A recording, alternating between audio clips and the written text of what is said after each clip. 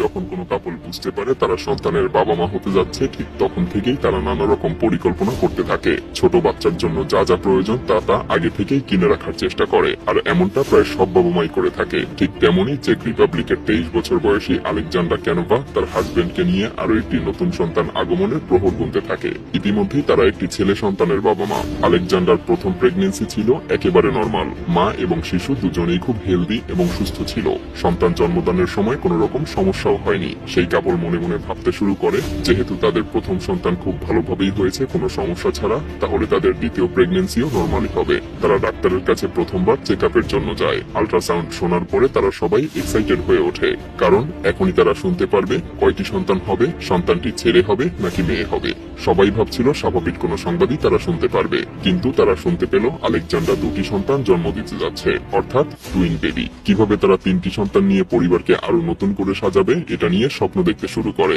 যদিও টুইন প্রেগনেন্সিতে কিছুটা রিস্ক থাকে, তারা কয়েক মাস পরে আবারও ডাক্তারের কাছে চেক আপ করানোর জন্য আসে। চেক আপের শেষে আলেকজান্ডার ডক্টরের মুখে এক অন্যরকম ভয়ের প্রতিচ্ছবি দেখতে পায়। আলেকজান্ডার জানায় সে টুইন বেবি নয়, বরং সে 4টি সন্তান জন্ম দিতে যাচ্ছে, অর্থাৎ তার মোট সন্তান হবে 5টি। সে যেন নিজেকে বিশ্বাসই করতে পারছিল না। সংবাদটা শুনতে পেয়ে সেই কাপল যতটা না আনন্দিত হয়েছিল, তার থেকে বেশি আতঙ্কগ্রস্ত হয়ে পড়ে। কারণটা বুঝতেই পারছেন, 4টি সন্তান প্রসব করতে গিয়ে মায়ের কি অবস্থা হতে পারে। এভাবে তারা আরো কয়েক মাস কাটিয়ে দেয়। তারপরে তারা শেষবারের মতো ডাক্তারের কাছে চেক আপ করতে আসে, আর এবারও তারা চমকে ওঠে। আল্ট্রাসাউন্ড শোনার পরে আলেকজান্ডার কি হতে চলেছে তা জানার জন্য বেশ আগ্রহী হয়ে ওঠে, কারণ এখনই ডক্টর বলবে 4টি সন্তানের মধ্যে কয়টি ছেলে হবে আর কয়টি মেয়ে হবে। ডক্টর তার পরীক্ষা নিরীক্ষা শুরু করে দেয়, আর পরীক্ষা শেষে আলেকজান্ডার এবারও ডাক্তারের চোখে মুখে ভয়ের প্রতিচ্ছবি দেখতে পায়। আলেকজান্ডারও বেশ ভয় পেয়ে যায়। আলেকজান্ডার ভেবেছিল তার 4টি সন্তানের হয়তোবা কোনো সমস্যা হয়েছে, কিন্তু না, ডাক্তার তাকে জানায় আপনি 4টি নয়, বরং আপনি 5টি সন্তান জন্ম দিতে যাচ্ছেন।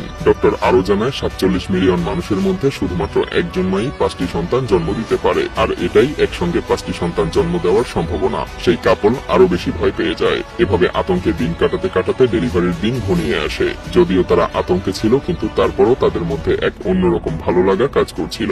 সবকিছু যেন ঠিকঠাক ভাবে হয়, সেজন্য ডক্টর অসংখ্য স্টাফকে ডেকে নেয় ডেলিভারি করানোর সময়। সেখানে উপস্থিত ছিল 40 জন স্টাফ। আলেকজান্ডার একটি একটি করে সন্তান প্রসব করতে থাকে। সর্বমোট সে 5টি সন্তানের জন্ম দেয়, যার মধ্যে 4টি ছিল ছেলে সন্তান আর একটি মেয়ে ছিল। তাদের নাম ছিল ড্যানিয়েল, মাইকেল, অ্যালেক্স, মার্টিন এবং মেয়েটির নাম তেরেসা। চেক রিপাবলিকের ইতিহাসে প্রথমবার 5টি সন্তানের জন্ম হয়। চেক রিপাবলিকের ইতিহাস ঘাটলে 1949 সালের পর এমনটা আর সে দেশে দেখা যায়নি। সব রকম তথ্য উপাত্ত বিশ্লেষণ করে জানা যায় চেক রিপাবলিকের ইতিহাসে প্রতি 480 বছরে এভাবে একসঙ্গে 5টি সন্তানের জন্ম হয়। অবিশ্বাস্যভাবে 5টি সন্তান এবং মা উভয়ই বেশ সুস্থ ছিল, আর বর্তমানে বাচ্চাগুলো এবং তার বাবা মাকে অনলাইনে প্রায়ই দেখা যায়। তবে মজার বিষয় হলো, এই কাপল 5টি সন্তান জন্ম দেওয়ার পরে পুরো পৃথিবী থেকে অসংখ্য মানুষ বিভিন্নভাবে সাহায্য সহযোগিতা করতে থাকে। কেউ পোশাক পাঠাতো, কেউ টাকা, কেউ বিভিন্ন রকমের গিফট। এমনকি মিল্ক ভিটার অথরিটি তাদেরকে একটি অ্যাপার্টমেন্টও গিফট করে, যাতে করে পরিবারটি স্বাচ্ছন্দ্যে জীবন অতিবাহিত করতে পারে।